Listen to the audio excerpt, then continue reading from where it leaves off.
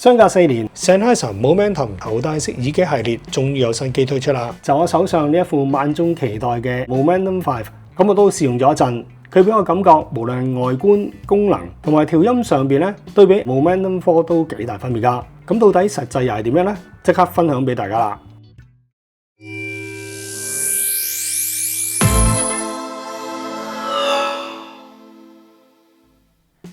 好，同大家開個箱先望望個包裝盒啦。咁啊，今次個包裝盒就係黑色底藍色，都係 Sennheiser 最中意用嘅顏色啊。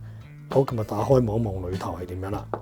好啦，咁啊，打開咗之後咧，就會有個大大嘅收納包啦。咁下邊咧就會有張 Welcome to the True Sound 嘅一個紙包咁樣啦。咁啊，打開望埋裏邊有啲乜嘢先。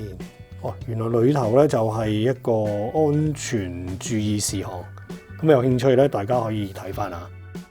然後睇睇嗰個收納包啦，咁同之前咧係的確有啲唔同啊。咁後邊呢一度咧，我見到佢咧係有啲凹咗入去嘅，咁成個俾我感覺咧就係細咗同埋輕巧咗嘅，同埋薄啲咁樣樣嘅。咁啊，打開睇下裏邊啲間隔啦。好，咁啊拉開咗就。一如以往啦，都係有條 USB 線喺左手邊呢度啦，跟住呢一度咧就會正式有翻本說明書喺度，係啦，咁就話俾你聽啲 touch control 點樣用啊、連線啊咁樣嗰類嘢嘅。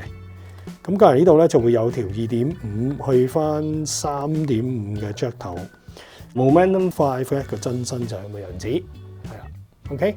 咁包裝內容大致就咁多啦，咁而家就即刻同大家講解一下今次 Momentum 5俾我嘅感覺係點樣啦。好啦，正式同大家睇下 Momentum 5嘅真身先啦。咁大框架睇落去咧，就同 Momentum 4都幾相近嘅。咁但係咧，留心睇到啦，有一啲細節位咧都做咗啲修飾嘅。例如啦，左右兩邊 headband 對下呢個位置啦，以前嘅 logo 咧就係正方形嘅，咁今次咧做咗呢個圓形啦。咁再低少少咧 ，headband 尾位咧都做翻一個圓邊位嘅，咁變咗整個線條望落去咧更加之圓潤啦。嗱，再對下望咧就有3個網面圍住成個耳罩嘅外邊嘅，相信就會用嚟提高翻音質啦、ANC 啦同埋通話嘅處理啦。嗱，其餘 I/O 啊控制咧都喺晒右手邊耳罩嗰度噶啦，好似有開關掣、USB-C 充電、2.5mm 嘅插頭位同埋 Touch Control 等等噶。嗱，至於帶感方面啦，感覺就同 Momentum 4咧都差唔多噶啦。咁啊，無論個耳墊啊或者 headband 上面佔位咧，都係相當之柔軟嘅，同埋耳杯位置咧空間都好足夠，咁亦都唔會話出現頂耳問題，變咗長時間戴住嚟都幾舒服嘅。咁耳墊位咧都相當貼面，密封感都幾唔錯。咁even你冇開到呢個主動降噪嘅話咧，都仍然做到一個幾唔錯嘅物理隔音嘅。假如播埋歌嘅話，喺戶外用基本上咧對聽歌都冇太大影響嘅。至於 ANC 表現咧都好夠用嘅，尤其是對持續性嘅低頻啊、冷氣機嘅風聲咧，都可以做到一個好好嘅消噪效果。同時都提供到咧透明嘅模式。咁喺呢度咧可以分享多啲 Momentum 5同 Momentum 4呢兩個模式嘅分別嘅。嗱，我自己覺得 Momentum 5嘅透明模式咧相對比較自然㗎。咁比起 Momentum 4冇咁刻意咁樣放大環境嘅空氣聲，同埋 ANC 咧都冇咁有氣壓感嘅。所以具體嚟講咧 ，Momentum 5兩個模式對比起 Momentum 4咧，用起上嚟更加舒服自然噶。咁至於規格方面啦 ，Momentum 5承繼咗 Momentum 4大受好評嘅 42mm 動圈單元，單元由品牌位於愛爾蘭圖拉摩頂尖工廠精心製造，調音靈感嚟自傳奇 HD600 系列耳機，可以打造到咧飽滿而且具有動態嘅低頻效果噶。而藍牙嘅 version 咧就用緊5.4嘅，不過官方咧已經表示啦，之後咧就會有 firmware 嘅 update 啦，咁就可以升級咧去到藍牙嘅6.0噶。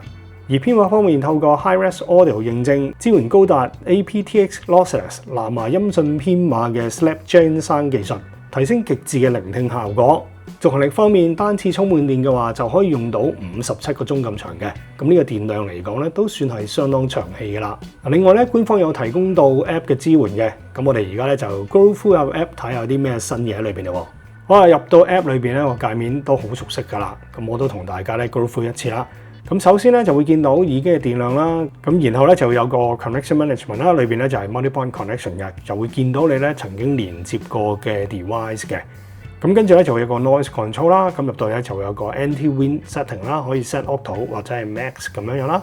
咁下邊咧就有個 phone call 啦，咁呢個主要咧就係俾你去決定翻嗰個透明模式嗰個強弱度嘅。咁跟住咧就會有個 adaptive 啦，咁佢就會自動咧幫你偵測現時嘅環境，俾一個咩 level 嘅 ANC 或者係咩 level 嘅 transparency 俾你咁樣嘅。咁跟住咧就係 custom 啦 ，custom 方面咧就可以俾你真係 custom， 你需要幾大嘅 noise cancellation 或者係幾大嘅環境模式咁樣嘅。咁最後一個咧就係熄咗佢，即係 long mode 嘅模式啦。咁跟住下邊咧就有一個叫 anti-wind 啦，主要嘅就係當你着咗 ANC 嘅時候，需唔需要咧減走個風聲咁樣樣嘅？咁一般嚟講我都會着埋啦。下邊有個新嘅功能叫做 Dolby Atmos 嘅，咁當你着咗嘅話咧，就可以有一個杜比立體聲嘅效果嘅。咁至於個聲效同埋聽出嚟點樣嘅咧，咁轉頭咧就會喺聽感部分咧同大家詳細講解噶啦。咁跟住咧就係賣聲啦，咁撳咗佢之後咧，第一個就係個 Graphic EQ 啦。咁今次 Graphic EQ 裏邊咧，除咗有預設嘅 EQ 喺度啦，咁留意翻啦，當你 create 一個 new 嘅時候咧，咁就有一個8條 band 嘅唔同 frequency 俾你我哋選擇嘅，去 set 一個咧全新嘅 EQ 咧 tailor-made 俾自己用啦。好，跟住出翻去之後啦，會有一個 bass boost 啦，同埋 podcast mode 啦。咁另外咧就係個 sound personalization 啦。咁呢度咧係需要咧熄咗個杜比立體聲先啦，然後咧就會放出一啲音樂啦，去測試你嘅聽力，從而咧再製造一個咧 personal 嘅 EQ 俾你嘅。咁呢個都幾值得做嘅，因為做出嚟你個聲音咧係真係特別好聽啲嘅。後邊咧就有一啲咧唔同嘅 preset EQ 啦，咁有好多唔同嘅。咁一般嚟講咧，我都會用翻 neutral 咧去聽翻 Sennheiser 嘅原裝調音咁樣噶。咁然後咧亦都係有一個 bass boost 啦，咁一個翻 earphone 啦。咁呢啲咧佢就係同之前咧個功能都係一樣嘅。咁啊再喺最下低呢度撳一撳嘅 setting 睇睇啦，又會有一個 firmware 嘅 update 啦。咁同埋咧就會有一個sound quality 俾你選擇翻呢一度嘅。咁佢最高咧就可以支援到24bit 96 kHz 嘅 high res 啦。同埋 lossless 嘅16bit 44.1 kHz， 跟住再低少少就有啲 on-head 嘅 detection 啦、auto answer call 啊等等嘅基本功能喺度嘅。咁有興趣嘅話咧，就可以慢慢大家去設定翻啦。咁 App 方面咧，大致上就係咁樣啦。好啊，Max 到嚟外邊啦，同大家試下睇一個咁嘈雜嘅環境咧，嗰個語音表現係點樣啦。咁我身邊咧就好多車走嚟走去噶啦，咁啊隔離咧就一條大公路。咁唔知大家覺得咧嗰個語音表現係點啦？咁我會實測咧就暫時講到嚟呢一度啦。跟住咧同大家講下咧最重要嘅聽感部分啦。Momentum 5咧最令到我有驚喜咧就係佢個音場闊度，比起 Momentum 4咧擴闊咗唔少，左右延伸更加之遠，包圍感更加強。你可以好輕易咁樣感受得到空間嘅大細。最值得留意咧就係聲音嘅密度，聽落去非常紮實，信息滿滿。另外聽演唱會 live 嗰種臨場感特別突出。直頭咧就好似置身現場咁樣，樂器同埋人聲嘅層次分明，定位精準，夠工整。嗱，整體嚟講喺立體聲嘅表達上面咧，着墨比較多噶。嗱，至於三頻方面啦，低頻咧都可以話係質量並重，量感充足得嚟又夠飽滿，質感圓潤而且層次清楚。嗱，攞 Sonica 嘅 Possible 嚟試聽一下，一開頭嗰段 sub bass 展現出濃濃嘅包圍感，低頻就好似多咗一隻 subwoofer 咁樣。針住成個空間，下潛得好深。嗱，最難得嘅係，雖然低頻分量多咗，但係唔會肥，亦都唔會蓋過人聲或者係背景嘅細節，反而做出一種實實在在嘅沉浸式效果。咁至於中頻方面啦，貫徹翻 Sennheiser 嘅標誌性高解釋力、清澈穿透度強。人聲方面啦，擺位就唔會話好前嘅，唔會覺得縮埋一嚿，亦都唔會太過壓突，同音樂之間咧保持到適中嘅距離。咁變咗聽起上嚟嘅時候就好平均啦。另外聲音咧就稍微磨滑咗一啲，將 Momentum 4嗰種沙石咧攞走咗。例如聽一聽 Sonica 另一首歌 Release， 佢包埋人嘅喉底音，細節全部都可以聽得翻晒。人聲嘅線條精準明確，情感夠晒細膩，相當之有感染力㗎。最後高頻部分啦，仍然係走光澤鮮明嘅路線。但係咧就比 Momentum 4成熟，佢稍為會收斂咗喺某啲歌裏邊出現又尖又搶耳嘅感覺。好似聽吉他嘅勾弦啦、紋理咧依然都係好清楚嘅。咁但係聽落去咧就冇咁做作，自然得多啦。呢種微調啦會令到高頻冇咁衝，耐聽度咧會大大提升，咁就算聽耐咗嘅話，耳仔咧都唔覺得攰㗎。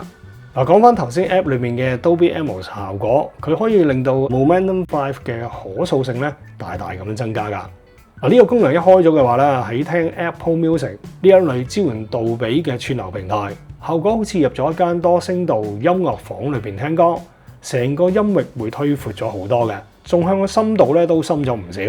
嗱，試睇埋 Netflix 呢一類支援杜比立體聲影片嘅串流平台，真係好似有一套環迴系統咧包圍住你咁樣，聽出嚟嘅聲音啦有高低、前後左右嘅分別。3D 環繞立體聲效果係好正，有一種身臨其境、栩栩如生嘅體驗。嗱，即使用手機咁細個 mon 嚟睇戲都好啦，都可以模擬到一種咧劇院嘅感覺㗎。另外，大家一定要試用 aptX 嘅編碼去聽 Momentum 5。佢比起 AAC 同埋 SPC， 無論係清晰度、細節同埋動態都有明顯嘅提升，真係咧好聽咗唔少噶。嗱，最後同大家做翻個總結啦。今次 Sennheiser Momentum 5啊，俾我最大嘅感覺咧，喺空間感、聲音嘅密度同埋耐聽度咧，係攞到一個好好嘅平衡點。如果你哋中意聽廣闊嘅音場，聽 live 交響樂 ，Momentum 5嗰種 3D 立體感同埋臨場嘅包圍感咧，一定會滿足到你。另外 Dolby Atmos 效果係相當出色，就好似流動影院咁樣。如果你習慣用手機或者平板嚟睇戲嘅話，佢嘅環繞立體聲效果應該俾到你幾大嘅驚喜㗎。最後喺 Hi-Res Audio 嘅表現，用咗 aptX Lossless 編碼嘅話，就可以釋放 Momentum 5嘅真正實力。比起其他一般藍牙嘅編碼嚟講，音質真係提升咗唔少㗎。以上咧就係我對 Momentum 5嘅用後感，希望可以俾大家認識更多 Sennheiser 新品嘅表現啦。咁今集咧就嚟到呢一度啦，嚟緊會有更多藍牙耳機產品咧同大家分享嘅。